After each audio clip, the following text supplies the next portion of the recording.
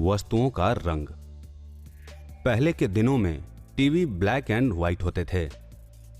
Black and white फिल्मों को देखकर मैं बचपन में सोचता था कि मेरे पैदा होने से पहले पूरा संसार काला और श्वेत था। सच में? क्या आप बिना रंगों की दुनिया के बारे में सोच सकते हैं?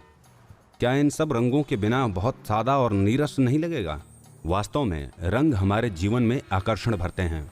हर वो चीज जिसे हम अपने आसपास देखते हैं उनमें एक रंग होता है। वसंत ऋतु के दौरान हरे भरे बगीचे जो कई रंगों के फूलों से युक्त होते हैं एक मनोरम दृश्य होता है।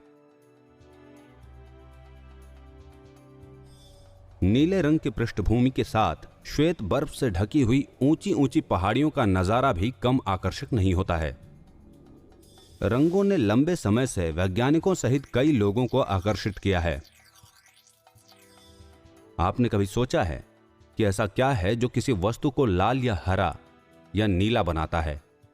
क्या किसी वस्तु का कोई विशेष रंग होता है? एक पका हुआ टमाटर उदाहरण के लिए, क्या यह हमेशा लाल होता है? आइए हम इस टमाटर को नीले प्रकाश में देखें।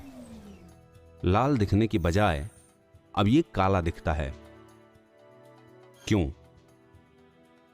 इस अध्याय में हम ये जानेंगे कि वस्तुओं का एक निश्चित रंग क्यों होता है। हम जानते हैं कि सूर्य से निकलने वाली श्वेत प्रकाश में 7 रंग होते हैं। जब ऐसा प्रकाश किसी वस्तु पर पड़ता है तो उसके कुछ घटक रंग उस वस्तु द्वारा अवशोषित किए जा सकते हैं। जो रंग अवशोषित नहीं होते हैं, अपारदर्शी वस्तुओं की स्थिति में वे परावर्तित हो जाते हैं। वहीं पारदर्शी वस्तुओं की स्थिति में वे संचरित हो जाते हैं।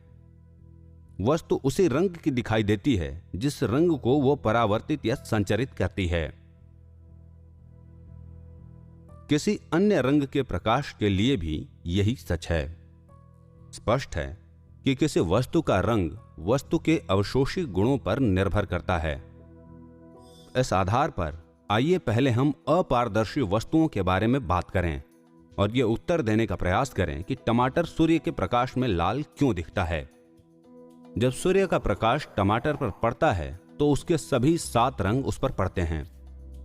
टमाटर में लाइकोपीन नामक वर्णक होता है। यह वर्णक लाल रंग को छोड़कर प्रकाश के अन्य सभी रंगों को अवशोषित कर लेता है। लाल रंग परावर्तित होकर हमारी आंखों तक पहुंचता है। टमाटर इस कारण लाल दिखाई देता है।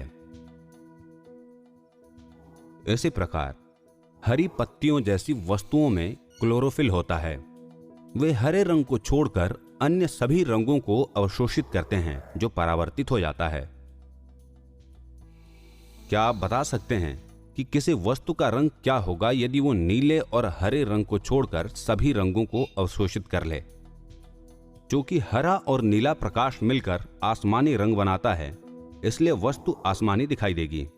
एक वस्तु जो श्वेत दिखती है वो रंगों को बहुत कम अवशोषित करती है और सभी रंगों को परावर्तित कर देती है।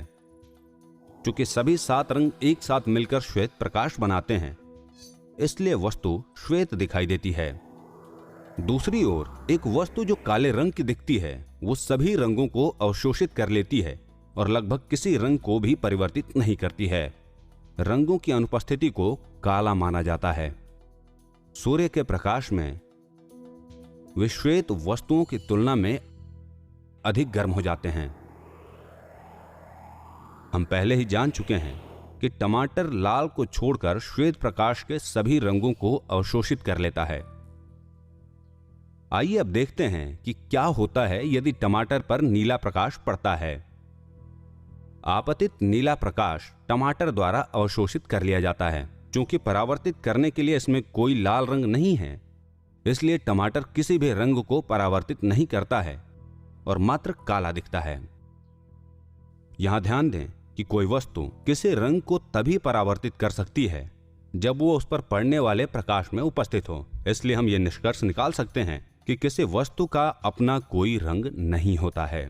किसी वस्तु का दिखने वाला रंग प्रकाश के अनुसार बदलता रहता है जो इसे प्रकाशित करने के लिए उपयोग किया जाता है।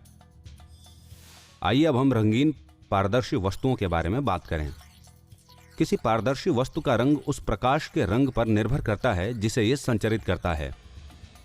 एक हरा कांच अन्य सभी रंगों को अवशोषित कर लेता है और केवल हरे रंग को बाहर निकलने देता है। इसी प्रकार एक लाल कांच अन्य सभी रंगों को अवशोषित कर लेता है केवल लाल रंग को छोड़कर, जिसे वो संचरित करता है। सारांश: श्वेत प्रकाश 7 रंगों से मिलकर बना होता है। वस्तु का रंग उसके अवशोषी गुणों पर निर्भर करता है। एक अपारदर्शी वस्तु कुछ रंगों को अवशोषित कर लेती है और बाकी को परावर्तित कर देती है। वस्तु का रंग परावर्तित प्रकाश के रंग के समान दिखाई देता है। श्वेत दिखने वाली वस्तुएं सभी रंगों को परावर्तित कर देती हैं। काली दिखने वाली वस्तुएं सभी रंगों को अवशोषित कर लेती हैं। एक रंगीन पारदर्शी वस्तु कुछ रंगों को अवशोषित कर लेती है और बाकी को परावर्तित कर देती है। संचरित प्रकाश का रंग ही वस्तु का रंग तय करता है। किसी वस्तु का अपना कोई रंग नहीं होता है। किसी वस्तु का दिखने वाला रंग प्रकाश के अनुसार बदलता रहता है जो इसे प्रकाशित करने के लिए उपयोग किया जाता है। चूंकि श्वेत प्रकाश 7 रंगों से मिलकर बना होता है, क्या यह अच्छा नहीं होगा यदि हम उन्हें व्यक्तिगत रूप से अलग कर सकें, जिससे प्रत्येक रंग को स्पष्ट रूप से देखा जा सके? यह कैसा लगेगा? खैर, ऐसा करने के लिए आपको एक प्रिज्म की आवश्यकता होगी और निश्चित रूप से प्रकाश की भी। प्रकाश को उसके घटक रंगों में विभक्त करने के लिए हमारे साथ बने रहें।